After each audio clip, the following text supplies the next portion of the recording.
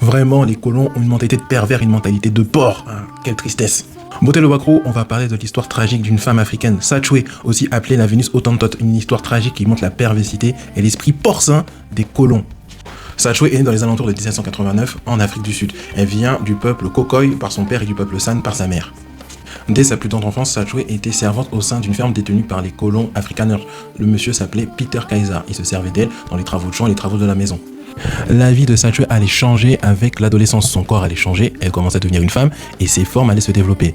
Et bon, elle était, comme on dirait aujourd'hui, chargée sans BBL. Sauf que voilà, ça attirait l'œil des gens de sa tribu, des peuples africains, mais surtout des colons afrikaners qui voyaient en elle des dingueries. Voilà. Le colon, le fermier afrikaner Peter Kaiser envoya Satchwe chez son frère qui se nommait Hendrik, dans la ville du Cap. Et là, sa vie encore allait changer. La pauvre Satchwe allait découvrir des choses terribles.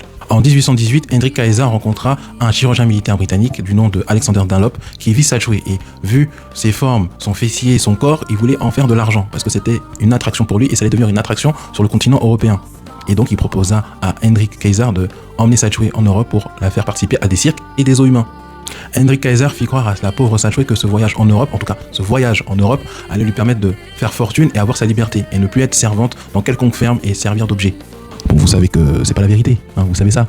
Du coup, arrivée à Londres, la pauvre Satchwe est exploitée comme une bête de foire, exposée devant tout Londres, nue dans des cages, et elle fait l'objet de moqueries, de railleries du peuple londonien.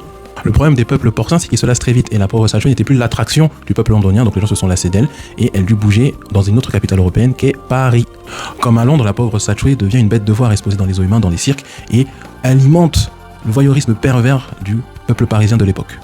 Après les cirques et les zoos humains, c'est la communauté scientifique qui s'est intéressée à Satchwe comme si, voilà, c'était un être à étudier, un spécimen spécial, et la pauvre va subir beaucoup de choses à cause de cela.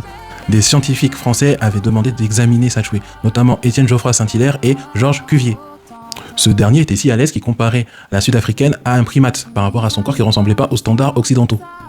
Satchwe vivait dans des conditions très sordides et elle fut emportée par la maladie le 29 décembre 1815. Même après la mort, son calvaire a continué puisque Georges Cuvier avait entrepris de la disséquer, étudier son corps pour prouver l'infériorité du peuple noir par rapport au peuple blanc. Il avait construit un moule à partir de son corps, de sa dépouille, et avait reconstitué son squelette. Donc le gars, l'ignominie n'a pas de limite. Le corps, la dépouille de Satchwe furent exposés dans différents musées parisiens. Bon, c'est tout à fait normal, les gens sont morts, mais leur calvaire continue après leur trépas. Ce n'est qu'en 2002, avec les demandes de Nelson Mandela, que la dépouille de Satchwe fut rendue au peuple sud-africain, rendue sur ses terres d'origine. L'Owakro, il ne faut jamais oublier l'histoire de cette femme qui a souffert de sa vie jusqu'à sa mort. Voici l'histoire de Satchwe, dis-moi ce que t'en penses et nous on se retrouve pour de nouvelles découvertes. Ciao!